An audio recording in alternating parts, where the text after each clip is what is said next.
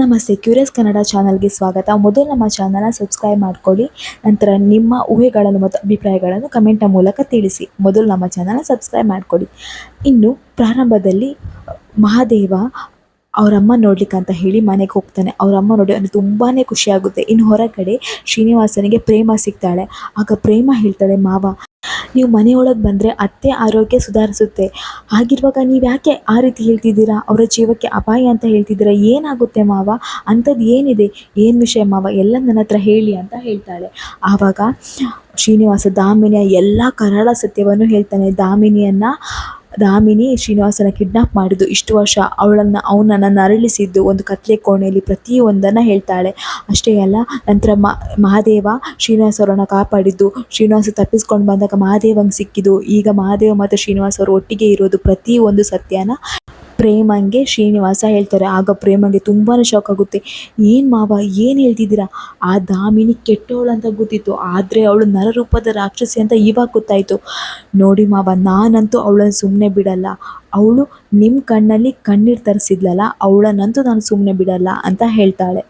ಅವಳ ಕಣ್ಣಲ್ಲಿ ರಕ್ತ ಹರಿಸ್ತೇನೆ, ಅಲ್ಲಿ ತನಕ ಈ ಪ್ರೇಮ ಸುಮ್ಮನೆ ಬಿಡಲ್ಲ.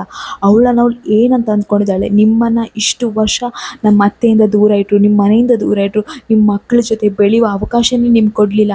ಪಾಪ ಮಹಾದೇವ ಮತ್ತು ಪಂಚಮಿ ಅವರಿಗೆ ನಿಮ್ಮ ಪ್ರೀತಿಯೇ ಸಿಗಲಿಲ್ಲ. ಹಾಗೆ ಆ ದಾಮಿನಿ ಮಾಡಿದ್ದು. ಇಲ್ಲ, ಅವಳನ್ನಂತೂ ನಾನು ಸುಮ್ಮನೆ ಬಿಡಲ್ಲ.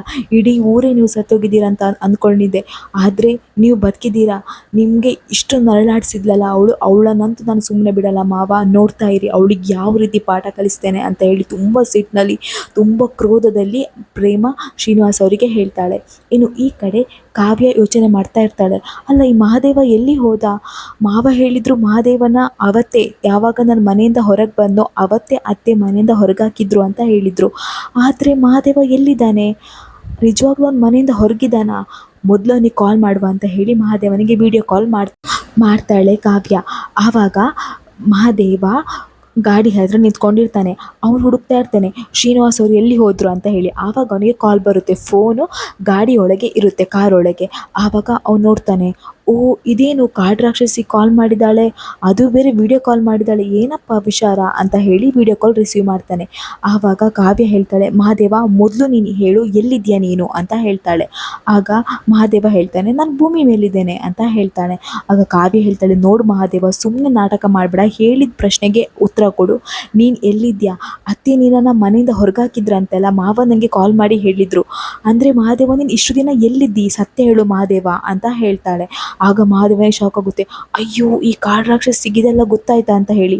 ಆಗ ಮಹಾದೇವ ಹೇಳ್ತಾನೆ, ಅದು ನಾನು ಇಲ್ಲೇ ಇದ್ದೇನೆ, ನಿಂಗೆ ಯಾರೋ ಸುಳ್ಳು ಹೇಳಿದ್ದಾರೆ ನೋಡು, ನನ್ನ ಮನೆ ಹತ್ರನೇ ಇದ್ದೇನಂತ ಹೇಳಿ ಕ್ಯಾಮ್ರಾದಲ್ಲಿ ಮನೆಯನ್ನೆಲ್ಲ ತೋರಿಸ್ತಾನೆ. ಆಗ ಕಾವ್ಯನಿಗೆ ಡೌಟ್ ಬರುತ್ತೆ, ಅಲ್ಲ, ಮನೆ ಹತ್ರನೇ ಇದ್ದಾನೆ, ಆದರೆ ಮಾವ ನನಗೆ ಸುಳ್ಳು ಹೇಳಿಕ್ಕೆ ಸಾಧ್ಯನೇ ಇಲ್ಲ ಅಲ್ವಾ ಅಂತ ಹೇಳಿ ಮಹಾದೇವನಿಗೆ ಹೇಳ್ತಾಳೆ. ನೋಡು, ಕರೆಕ್ಟಾಗಿ ಹೇಳು, ಗೂಳಿ ಥರ ಮಾಡಬೇಡ, ಸತ್ಯ ಹೇಳು, ನೀನು ಎಲ್ಲಿದ್ಯಾ? ಮಾವ ನನಗೆ ಸುಳ್ಳು ಹೇಳಲಿಕ್ಕೆ ಸಾಧ್ಯನೇ ಇಲ್ಲ. ನಿನ್ನನ್ನು ಅತ್ತೆ ಮನೆಯಿಂದ ಹೊರಗಾಕಿದ್ದಾರೆ, ಹೌದು, ನಂಗೆ ಗೊತ್ತಿದೆ. ನೀನೀಗ ಎಲ್ಲಿದ್ಯಾ ಅದನ್ನು ಹೇಳು ಅಂತ ಹೇಳ್ತಾಳೆ ಕಾವ್ಯ. ಆಗ ಮಹಾದೇವ ಹೇಳ್ತಾನೆ, ಓ, ಇದಾ ನಿನ್ನ ಪ್ಲ್ಯಾನು? ನಂಗೆ ಈಗ ಗೊತ್ತಾಯಿತು, ನೀನು ಯಾಕೆ ಇದೇ ರೀತಿ ನನ್ನ ಹತ್ರ ಕ್ವಶನ್ ಕೇಳ್ತಿದ್ಯಾ ಅಂತ ಹೇಳಿ. ನಿನಗೆ ಬೆಂಗಳೂರಲ್ಲಿ ಇರಲಿಕ್ಕೆ ಆಗ್ತಿಲ್ಲ, ನಿನಗೆ ಓದೋಕ್ಕೂ ಇಷ್ಟ ಆಗ್ತಿಲ್ಲ, ಮನೆಗೆ ಬಂದುಬಿಡುವ ಅಂತ ಅನಿಸ್ತಾ ಇದೆ. ಅದಕ್ಕೆ ನೀನು ನನ್ನ ಹತ್ರ ಎಲ್ಲಿದ್ಯಾ ಅಂತ ಕೇಳ್ತಾ ಇದ್ಯಾ? ಆಯಿತು ಬಿಡು, ನೀನು ಮನೆಗೆ ಬಂದುಬಿಡು, ನಾನು ನೀನು ಒಟ್ಟಿಗೆ ಮನೆಗೆ ಹೋಗೋಣ ಅಂತ ಹೇಳ್ತಾನೆ. ಅವನು ಬೇಕಂತೇಳಿ ಕಾವ್ಯನಿಗೆ ದಾರಿ ತಪ್ಪಿಸಲಿಕ್ಕೆ, ಕಾವ್ಯನಿಗೆ ಸಿಟ್ಟು ಬರುವ ಹಾಗೆ ಮಾತಾಡ್ತಾನೆ ಇರ್ತಾನೆ. ಆಗ ಕಾವ್ಯ ಹೇಳ್ತಾಳೆ, ನಿನ್ಗೆ ಯಾವತ್ತೂ ಬುದ್ಧಿ ಬರಲ್ಲ ಅಂತ ಹೇಳಿ ಸರಿಯಾಗಿ ಬೈದು ಫೋನ್ ಇಡ್ತಾಳೆ.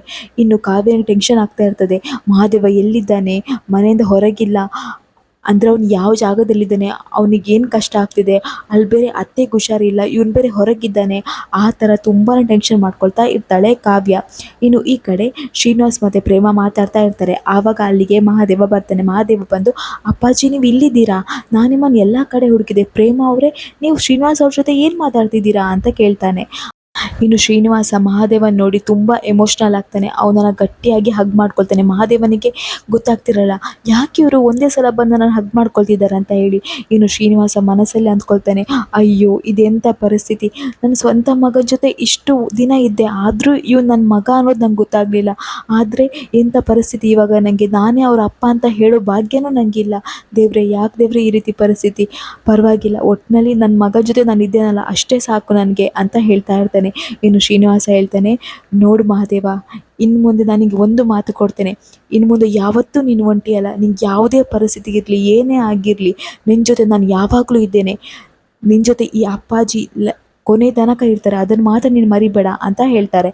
ಆಗ ಮಹಾದೇವ್ ಹೇಳ್ತಾನೆ, ಅಲ್ಲ ಅಪ್ಪಾಜಿ, ಇವತ್ತು ಯಾಕೆ ನೀವು ಈ ರೀತಿ ಮಾತಾಡ್ತಿದ್ದೀರಾ, ಅದು ಒಂದೇ ಸಲ ಈ ರೀತಿ ಎಲ್ಲ ಮಾತಾಡ್ತಿದ್ದೀರಲ್ಲ, ಅಂಥದ್ದು ಏನಾಯಿತು ಅಂತ ಕೇಳ್ತಾನೆ.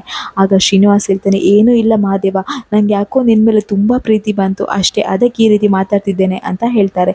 ಇನ್ನು ಪ್ರೇಮ ಹೇಳ್ತಾಳೆ, ಆಯಿತು ನಾನು ಮನೆಗೆ ಹೋಗ್ತೇನೆ ಅಂತ ಹೇಳ್ತಾಳೆ.